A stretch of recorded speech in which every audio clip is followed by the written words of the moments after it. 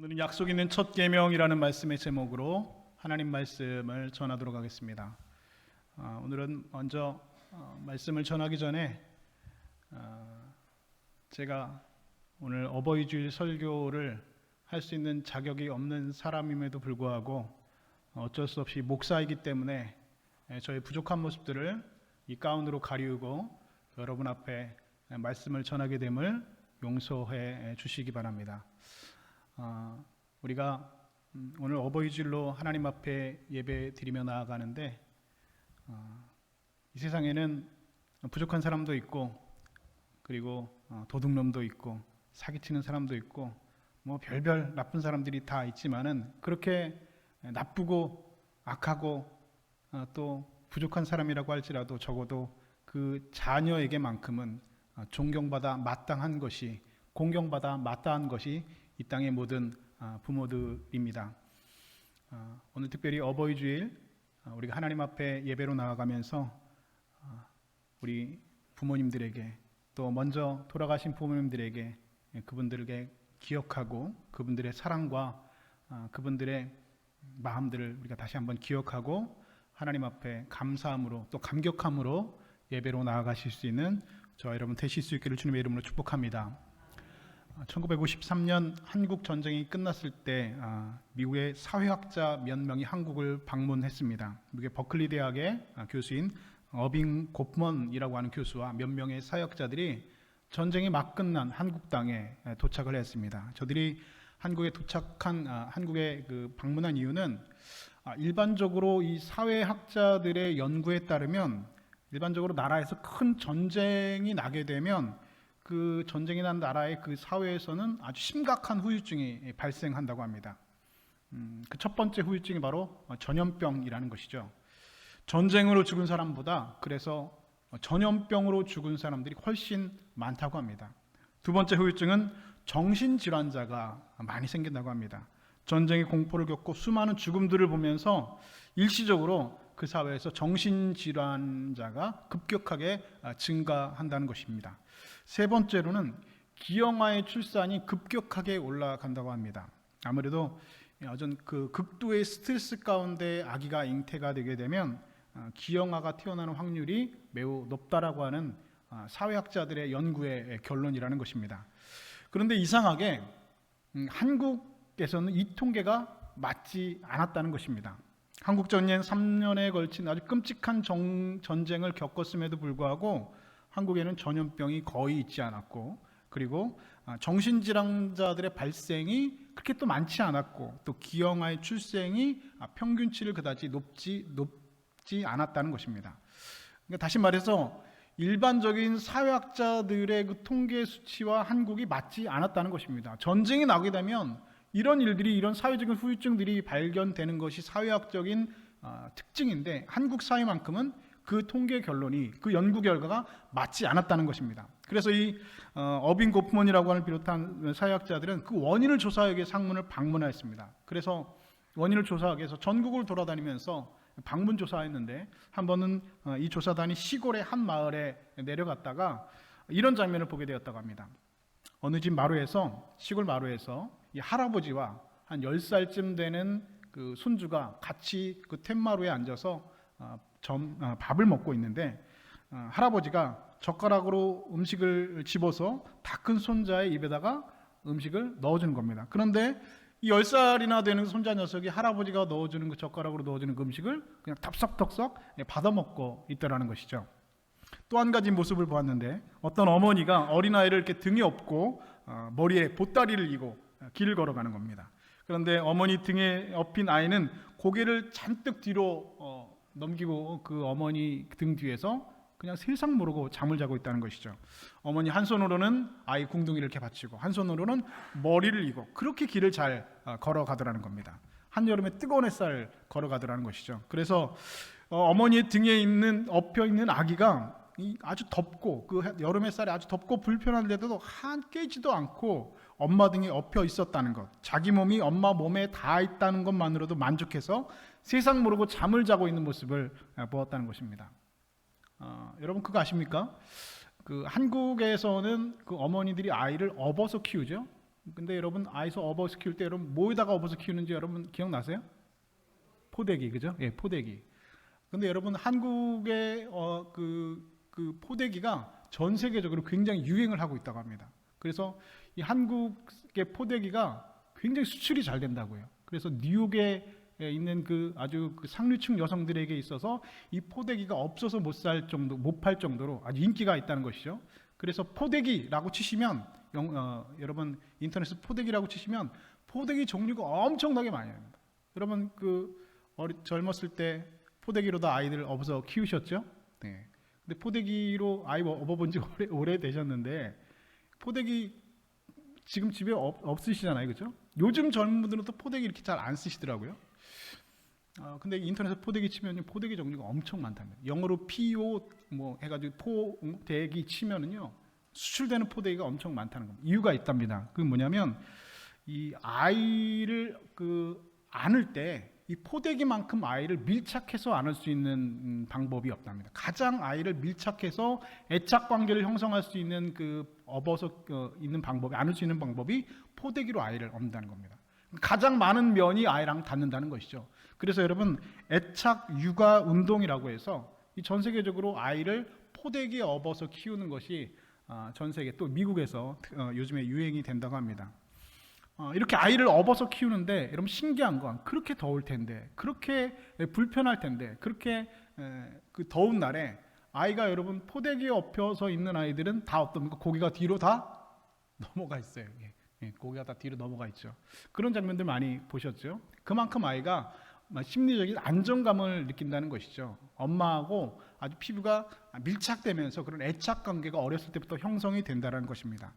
그런 모습들을 보고 손주가 할아버지하고 밥 먹는 모습, 어머니가 그 아이를 업고 가는, 포대기에 업고 가는 모습을 본 조사단인 더 이상 조사할 것이 없다 하고는 본국 미국으로 들어가서 이런 보고서를 작성했다고 합니다. 한국이라는 나라가 3년 동안 그 끔찍한 전쟁을 치르고도 전염병의 발생률이 낮은 이유, 그리고 정신질환자의 발생률이 낮은 이유와 기형아의 출생률이 낮은 이유는 오직 한 가지이다. 그것은 한국인들이 가지고 있는 대가족 제도와 가족들 사이에 흐르고 있는 사랑과 정이다 라는 결론을 내렸다는 것이죠.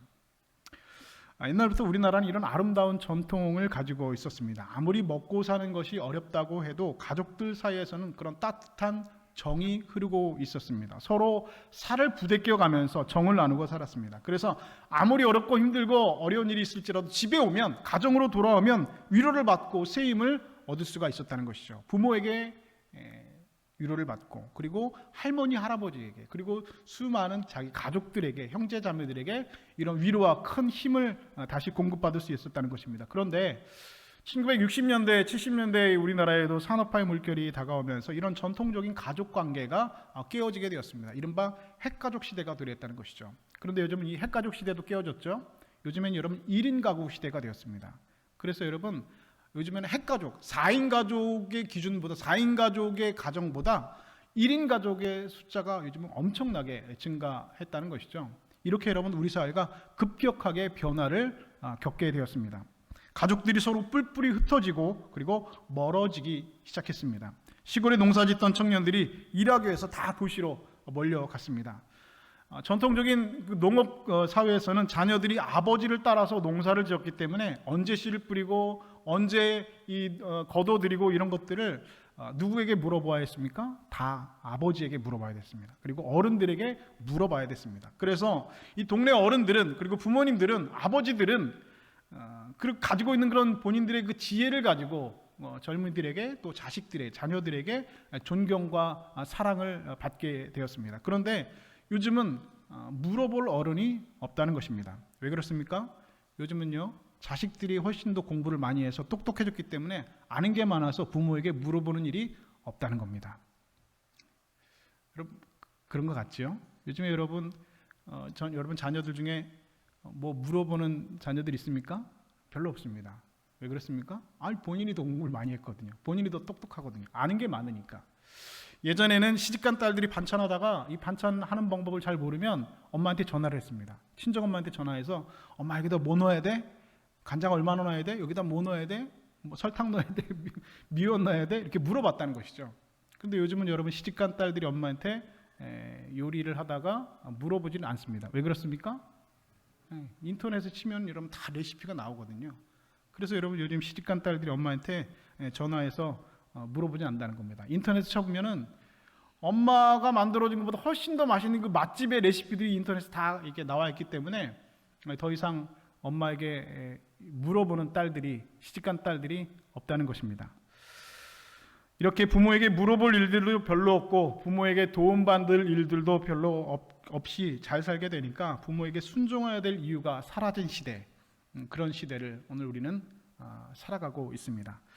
그러나 여러분, 우리가 어느 시대를 막론하고 변함없이 적용되고 있는 한 가지 진리가 있는데 그것은 바로 무엇입니까? 하나님의 말씀입니다. 오늘 본문 1절은 우리에게 말씀합니다. 너희 부모에게 어떻게 하라? 순종하라 라고 말씀하고 있습니다. 여러분, 이것은 하나님의 말씀입니다. 하나님의 말씀은 시대에 따라서, 환경에 따라서 변할 수 있는 것이 아니라는 것입니다. 진리란 무엇입니까? 변하지 않는 것입니다. 하나님의 말씀은 시대가 변한다고 해서, 환경이 변한다고 해서 변할 수 있는 것이 아니라는 것입니다. 하나님의 말씀은 어느 시대, 어떠한 상황 속에서도 반드시 지켜져야 될 말씀이라는 것입니다. 또한 여러분, 이 십계명은 여러분 말씀은 어떤 것입니까? 하나님께서 모세를 통하여서 직접 시내산에서 이 십계명 돌판에 하나님께서 직접 새겨주신 말씀이 바로 십계명의 말씀입니다. 그런데 그 십계명의 말씀 중에 첫 번째부터 네 번째까지의 계명은 바로 하나님을 섬기는 관한 것에 대한 계명들이고, 그리고 다섯 번째 계명과 계명부터 열 번째 계명까지는 바로 인간관계 속에서 지켜져야 될 계명에 대해서 소개하고 있습니다. 그런데 인간관계 속에서 지켜져야 될 그 여섯 번째 계명 중에서 제일 첫 번째 계명이 바로 내 부모를 공경하라라고 하는 계명이라는 것이죠. 그리고 오늘 본문 이전은 이것이 바로 약속이 있는 첫 번째 계명이다라고 말씀하고 있습니다. 다시 말해서 나머지 계명들은 지킨다고 해서 약속이 있는 것이 아니지만 이 너희 부모를 공경하라고 하는 그 말씀에는, 그 계명에는 반드시 그 뒤에 무엇이 있다고? 약속이 있다라는 것입니다. 약속이 있는 첫 번째 계명이다.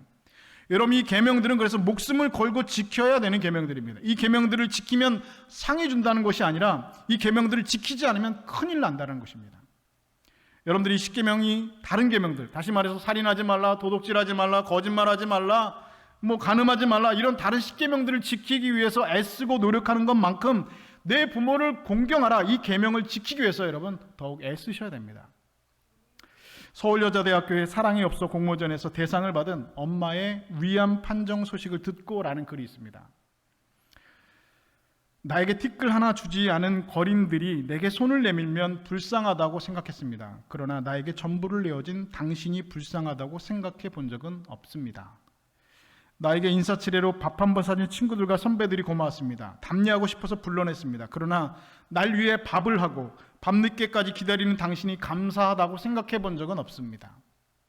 실제로 존재하지도 않는 드라마 속 배우들 가정사에 그들 대신에 진짜로 눈물을 흘렸습니다. 그러나 일상에 지치고 힘든 당신을 위해 진심으로 눈물을 흘려본 적이 없습니다. 친구와 애인에게는 사소한 잘못 하나에도 미안하다고 사과하고 용서를 구했습니다. 그러나 당신에게 한 잘못은 셀 수 없이 많아도 용서를 구하지 않았습니다. 죄송합니다. 죄송합니다. 이제야 조금 알게 되어서 죄송합니다. 아직도 전부를 알지 못해서 죄송합니다. 여러분, 자녀들아, 내 부모를 주 안에서 순종하라. 이 말씀에서 순종하라는 말씀은 마음이 일치하도록 애를 써라, 마음이 일치하도록 하라라고 하는 뜻을 가지고 있습니다. 다시 말해서 부모님들이 자녀들에게 말씀하시기 전에 먼저 자녀들이 부모님들의 마음을 알아주어라, 이해해라 라고 하는 뜻을 가지고 있습니다. 자녀들은 부모에게 온갖 것을 다 요구하죠. 이것을 사달라고 하고 저것을 사달라고 합니다. 그리고 불평도 하고 원망도 합니다. 그러나 부모님들은 자식에게 하고 싶은 말이 있어도 선뜻 하기가 힘듭니다. 섭섭한 일이 있어도 선뜻 이야기를 꺼내기가 쉽지가 않습니다.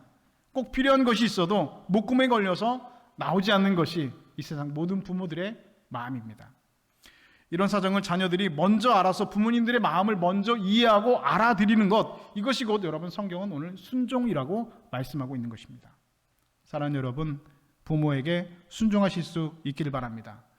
여러분들의 마음이 부모님의 마음과 일치되도록 여러분 노력하십시오. 부모에게 순종하면 하나님께서 약속해 주셨습니다. 복을 주시고 내가 이 땅에서 잘되고 장수하리라 하나님께서 분명히 우리에게 약속의 말씀을 주셨습니다. 전 이 말씀 믿습니다. 여러분들 이 말씀 믿고 여러분의 부모에게 순종하고 경공할 수 있어서 하나님께서 약속하신 그 약속의 계명들, 그 복을 받아 누리는 여러분들 다 되실 수 있기를 우리 주님의 이름으로 축복합니다. 다음으로는 내 아버지와 어머니를 공경하라 말씀했지요. 공경이라는 말은 헬라어 티마라고 하는데 이 뜻은 커다란 가치를 가지고 있는 것, 대상에 대해서 부드럽고 친밀한 마음을 갖는 것, 그런 의미를 가지고 있습니다. 그래서 여러분 이 공경이라고 하는 그 단어가 외형적으로 나타나는 행동이라고 한다면 이 마음으로부터 존경하고 사랑하는 것을 말하는 것입니다. 히브리어로 공경이라는 단어는 카바드라고 하는데요. 이 카바드는 인간의 그 장기 중에 간을 상징합니다. 간. 여러분 인간의 여러분 장기 중에 가장 무거운 장기가 간이라고 해요. 간. 그래서 여러분 카바드라고 하는 말, 이 히브리어로 공경이라고 하는 의미는 어떤 뜻을 가지고 있냐? 마음을 무겁게 해라. 그리고 부담을 가져라 라는 말입니다. 다시 말해서 하나님께서 너희 부모에게 공경하라라고 하는 히브리적인 의미는 너희 부모에게 마음을 무겁게 해라. 너희 부모에게 너희 부모에게 대해서 부담을 가지고 있어라라고 하는 의미를 가지고 있다는 것입니다. 우리 부모님들이 마음이 어떤가를 우리가 안다면 그 부모님의 마음을 우리가 공경하지 않을 수가 없습니다. 부모님들이 우리들을 얼마나 사랑하는가를 우리가 안다면 부모님들을 마음으로부터 사랑하지 않을 수가 없다는 것입니다. 여러분 이 세상에서 사람이 태어나서 제일 먼저 만난 사람이 누구입니까? 바로 우리들의 부모님이지요. 눈을 뜨고 여러분들이 알지 못하고 기억하지는 모든 순간 가운데 제일 먼저 만난 것이 우리들의 부모님이라는 것입니다. 언젠가도 말씀드렸지만 세상의 모든 부모는 자식에게 진다고 하죠. 자식 이기는 부모가 없다고 합니다. 그런데 여러분 부모가 왜 자식에게 집니까? 사실은 지는 게 아니라 져주는 거죠. 왜 여러분 부모가 자식에게 져줍니까? 그것은 여러분 먼저 사랑했기 때문이랍니다. 부모가 먼저 내 속으로 그 자식을 낳고 제일 먼저 그 자식을 받아보고 제일 먼저 그 자녀를 사랑했기 때문에 먼저 사랑했기 때문에 여러분 지는 거랍니다. 만약 여러분 중에 우리들 중에 부모를 공경하지 않는 사람이 있다면 아직 부모님의 사랑이 얼마나 큰가를 우리가 깨닫지 못하기 때문입니다. 어떤 분이 그러시더라고요. 이 세상의 모든 자녀들은 부모님이 살아계시는 동안에는 다 불효자랍니다. 저는 아직 그 부모님이 살아계십니다. 장인 장모님도 살아계시고 저희 모친과 부친님께서 다 살아계시는데요. 그래서 여러분 저는 장례식장에 가서 설교할 때마다 마음이 좀 어려움이 있습니다. 왜 어려움이 있냐면 저는 아직 부모님이 살아계신데 부모님이 돌아가신 그 사람들의 마음을 제가 여러분 다 알 수 있을까요? 알지 못합니다. 아무리 여러분 간접적으로 그분들의 마음을 헤아리고 위로한다고 해도 여러분 제가 얼마나 위로가 되겠습니까? 제가 그분들의 마음을 부모를 여러분 떠나보낸 그 자녀들의 마음들을 얼마나 여러분 제가 알겠습니까?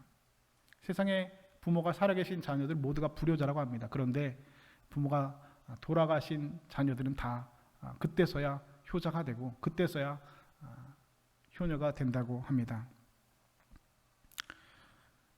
여러분들 중에서 자라나면서 어머니의 사랑은 많이 느껴보았지만 아버지의 사랑은 별로 못 느껴보신 분들이 많을 겁니다. 왜냐하면 우리나라는 유교 문화권 가운데 있었기 때문에 아버지에 대한 어떤 그 사회적인 어떤 통념들이 굳어져 있어서 아버지는 좀 이렇게 엄해야 된다라고 하는 그런 인식들이 있었죠.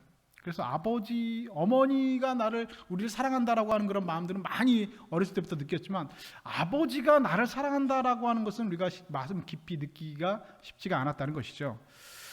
제가 작년 어버이날 설교했는데 기억하시는 분들이 많이 없으실 것 같아서 한 번 더 말씀드려도 여러분 기억이 안 나실 것 같아서 한 번 더 말씀 드리도록 하겠습니다. 얘기하면은 아마 그때 했던 거 기억나실 분들도 계실 것 같습니다. 영국 문화협회에서 세계 102개 비영어권 국가, 그러니까 영어를 쓰지 않는 나라들에 대해서 국가 4만 명을 대상으로 설문조사를 했답니다. 온라인으로. 뭐라고 물어봤느냐?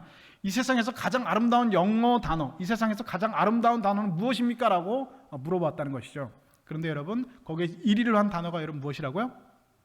엄마, mother라고 하는 단어가 1위를 했답니다. 여러분 다 그렇게 동의하시죠?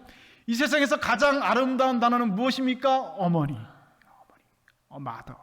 우리나라 사람도 그렇지만 전 세계 모든 사람들이 이 세상에서 가장 아름다운 단어는 어머니, mother라고 대답했다는 것입니다. 2위는 열정, 3위는 미소, 4위는 러브, 사랑이라는 단어로 대답했다는 겁니다. 그런데 여기는 어머니는 1위를 했는데 father, 아버지란 단어는 70개 단어 중에 들어가지 못했답니다. 그러니까 1위부터 70위까지가 있었는데 70등 안에 아버지가 못 들어갔다는 겁니다. 그런데 재밌는 것은 42위를 한 단어가 막대사탕이고요, 딸꾹질이 63위고요, 껌이 69위, 그리고 아버지는 70위에도 들지 못했다는 겁니다. 다시 말해서 막대사탕보다도 아름답지 못하다고 느낀 단어가 아버지라는 겁니다. 이 세상에 여러분, 아버지들은 그래서 외롭습니다. 저도 아버지지만 어버이 주일 얘기하면 어머니들은 참 좋죠. 우리 찬송할 때도 어머니 찬송, 어머니는 내가 올 때 어머니의 그걸 기억합니다 하는데, 아버지는 그냥 별로 그쵸. 그런데 여러분, 아버지들도 그렇지가 않다는 겁니다. 우스갯소리로 여러분 그런 말이 얘기를 들은 적이 있습니다. 요즘에 아버지들이요, 이사 갈 때 이상한 행동을 한답니다. 무슨 행동을 하냐면, 이사 갈 때 갑자기 집에 있는 애완견 있지 않습니까? 집에 있는 애완견을 꼭 붙들고 있답니다. 이렇게. 왜 그런지 아세요? 저기 떼놓고 갈까봐 이렇게 붙들고 있다 그럽니다. 애완견 가지고 있으면 안 떼놓고 간다는 거죠. 물론 우스갯소리로 만든 말이겠지만은 요즘 아버지의 권위가 사라진 시대, 아버지라고 하는 그런 의미가 요즘은 그렇게 그런 시대, 딸꾹질보다도 껌보다도 막대사탕보다도 아버지는 그런 느낌이 아름다운 단어라고 생각하지가 않는다는 것이죠. 그것은 여러분, 아버지의 사랑이 사실은 어머니의 사랑과 형태가 다르기 때문이라는 것입니다. 어머니의 사랑이 현미경이라면 아버지의 사랑은 망원경입니다. 현미경을 가진 어머니는 자식의 세포까지, 아주 자세한 부분까지 다 들여다봅니다. 그런데 망원경을 가진 아버지는 자식을 멀리서 바라보게 됩니다. 아버지는 자식을 멀리 바라보기 때문에 담담해 보이고 때로는 무관심해 보이기까지 합니다. 그러나 아버지는 자식들의 뒤에 서서 마지막 생명이 닿는 그날까지, 마지막 힘이 닿는 그 순간까지 든든히 지켜주는 존재입니다. 이문조라고 하는 시인이 쓴 아버지라는 글이 있어서 여러분에게 소개시켜드립니다. 아버지는 아무리 힘이 들어도 힘든다는 말을 하지 않았습니다. 아버지는 당연히 힘들지 않은 줄 알았습니다. 아버지는 아파도 아프다는 말을 하지 않았습니다. 아버지는 당연히 아프지 않은 줄 알았습니다. 아버지는 돈이 없어도 돈이 없다는 말을 하지 않았습니다. 그래서 아버지는 항상 돈이 많은 줄 알았습니다. 이제 내가 아버지가 되고 보니 우람하고 느티나무처럼 든든하게 보였던, 크게 보였던 그 아버지도 힘들 때가 있었다는 것을, 그 아버지도 아플 때가 있었다는 것을, 그 아버지도 돈이 없다고 하는 것을 이제야 알게 되었습니다. 그러나 아버지는 가장이니까 가족들이 힘들어할까봐, 가족들이 실망할까봐 힘들어도 아파도 돈이 없어도 말을 못했을 뿐이라는 걸 그때의 아버지의 나이가 되고 나서야 너무 늦게 알아버렸습니다. 여러분, 아버지들은 어머니들과 달리 멀리서 그 자녀를 바라봅니다. 가족이라고 하는 그 무거운 짐을 등에 지고 그 가파른 언덕을 힘겹게 올라가면서도 자신이 만들어 놓은 그 가정이라고 하는 울타리 안에서 자식들이 마음껏 뛰어놀고 있는 그런 모습을 보면서 아버지는 구석에 서서 빙그레 미소를 짓는 분입니다. 스스로를 위해서는 짜장면 한 그릇 값을 아끼면서도 퇴근길에는 자녀들을 위해서 현관문을 들어서면서 과자 봉지를 들고 자녀들의 이름을 부르는 것, 그것이 아버지들이었습니다. 자신의 구두는 낡아서 새 구두를 사려고 나갔다가 돌아오는 길에는 결국 아이들의 신발을 들고 오는 것이 아버지였습니다. 자신이 감기가 걸리면 병원에 가면 한 달이고 안 가면 보름이라고 우기면서도 아이가 감기가 걸리면 한밤중에 그 아이를 품고 병원으로 뛰어가던 것이 아버지였습니다. 아버지의 등은 언제나 어린 자식들의 놀이터였습니다. 때로는 목마를 타기도 하고 하늘 높이 올라가 보기도 했습니다. 길을 걷다가 무서운 개가 사납게 짖을 때면 아버지의 등 뒤에 숨었습니다. 비가 오거나 바람이 거세게 불 때 아버지의 등은 따뜻한 피난처였습니다. 그러나 그 아버지의 넓고 든든한 등은 점점 작아져 갔습니다. 자식들의 어깨가 넓어지는 것만큼 아버지의 어깨는 점점 좁아져 갔습니다. 자식들이 세상에 나가서 어깨를 펴고 당당하게 살도록 만들기 위해 아버지의 어깨는 날로 작아져 갔습니다. 그러면서도 아버지는 자신의 등이 옛날처럼 크고 든든하다고 생각합니다. 여러분, 어쩌다가 자식들이 아버지에게 선물 사드리면 여러분, 아버지들 어떻게 하십니까? 오히려 화를 냅니다. 뭐 이런 거 사갖고 오느라고 그랬냐고, 왜 이런 쓸데없는 거 사갖고 오냐고, 돈으로 주지, 이렇게 하면서 아버지들은 호통을 치시는 분들이 있습니다. 야단을 치시죠. 그런데 그리고 나서 일어나서 슬그머니 방으로 들어갔습니다. 그런데 방으로 들어간 아버지는 혼자 웃습니다. 오랜만에 자식들이 만난 것이 너무 기뻐서 웃습니다. 아버지는 방 안에서 그리고 혼자 웁니다. 자식들이 효도한 것이 너무나 좋아서 남몰래 웁니다. 사랑하는 여러분, 여러분의 아버지, 그분의 사랑을, 또한 그분의 희생을, 그분의 말없는 표정 속에 담겨진 자식을 향한 한없는 애정을 여러분 기억하실 수 있길 바랍니다. 이 세상의 모든 아버지들은 그렇게 외롭습니다. 이 세상의 모든 아버지들은 그렇게 힘들게 사셨습니다. 저에게도 아버지가 계십니다. 저희 아버지는 말씀이 없으신 분입니다. 가끔 그래서 아버지의 목소리가 기억이 안 날 때도 있습니다. 묻는 말에도 대답을 잘 안 하시는 분이에요. 아버지 뭐 그랬어요? 라고 하면 대답을 하셔야 되는데 말씀을 거의 안 하세요. 표정이 있을까요? 표정도 없습니다. 좋으면 좋고 안 좋으면 안 좋고 뭐 그래야 되는데 표정도 거의 없으시고 말씀이 없으신 분입니다. 그런데 제가 한 번은 깜짝 놀란 적이 있습니다. 언제였냐면 제가 이제 큰 아이를 낳고 그 아이를 아버지에게 이렇게 넘겨드렸는데 저희 이제 큰 아이죠, 아들을. 근데 얼마나 제가 큰 효도를 했습니까? 큰 아들을 낳아가지고 이 아들을 낳아가지고 아버지 품에 이렇게 다 안겨드렸으니까 제가 얼마나 마음이 뿌듯했는지 몰라요. 큰 효도를 했구나. 내가 그동안 불효를 많이 저질렀는데 아버지가 큰 효도를 했구나 하면서 아들을 넘겨드렸는데 저희 아버지가 아이를 안더니 우르꾹 이렇게 하는 거예요. 저는 태어나서 아버지의 그런 표정을 처음 봤습니다. 와, 우리 아버지도 이럴 수 있는 분이구나.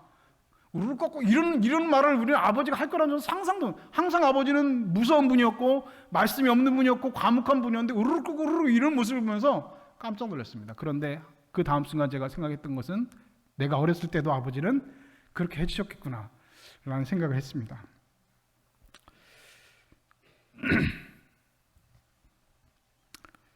마지막으로 통역의 고향인 소설가 박경리 씨가 쓴 어머니라는 글을 소개합니다. 어머니 생전에 불효막심했던 나는 사별 후 30년 전 꿈속에서 어머니를 찾아 헤매었다. 고향 옛집에 찾아가기도 했고 서울 살았을 때 동네를 찾아가기도 하고 피난 가서 하룻밤 묵었던 관악산 절간을 찾아가기도 하고 어떤 때는 전혀 알지 못할 곳을 애타게 찾아 헤매기도 했다. 그러나 그 꿈길은 언제나 황량하고 언제나 삭막하고 아늑했다. 한 번도 어머니를 꿈속에서 만난 적이 없다. 꿈에서 깨면 어머니는 돌아가셨지. 그 사실이 얼마나 절실한지 마치 생살이 찢겨나가는 듯했다. 불효막심했던 나의 회한, 불효막심했던 형벌로서 이렇게 나를 사로잡아 놓아주지도 않고 꿈을 꾸게 하시나 보다. 사랑하는 여러분, 여러분의 아버지, 여러분의 어머니, 그리고 이 땅의 모든 부모님들은 이 세상에서 여러분들이 제일 먼저 만난 사람입니다. 그리고 하나님께서는 그 사람에게, 그 부모에게 순종하라, 그 부모를 공경하라 우리에게 계명으로 명령하셨습니다. 그리고 이것은 약속이 있는 첫 번째 계명이라 우리에게 분명히 말씀해 주셨습니다. 바라기는 오늘 저와 여러분들이 이 하나님의 계명을 지키는 것에 앞서서 먼저 우리가 인간으로서, 사람으로서, 그리고 그분들의 자녀로서 우리 아버지 어머니를 그렇게 사랑하고 그분들을 그렇게 기억하고 그렇게 순종하고 공경하는 사람 되어서 우리 하나님 아버지께서 우리에게 약속해 주신 그 약속 있는 첫 계명, 이 땅에서 잘되고 장수하리라, 형통하리라고 하는 그 하나님의 약속을 여러분의 인생 가운데 받아 누리시는 복된 백성들 다 되실 수 있기를 우리 주님의 이름으로 간절히 축원드립니다.